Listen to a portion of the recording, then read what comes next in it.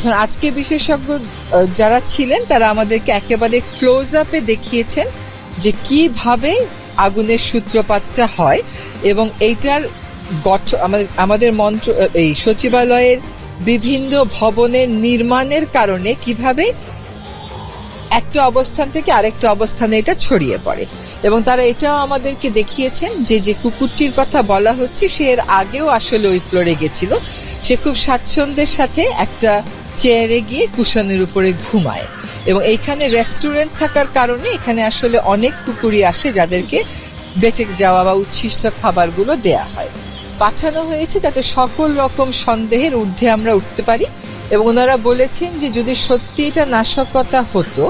তাহলে ঘটনাটা কিরকম ঘটতে পারত।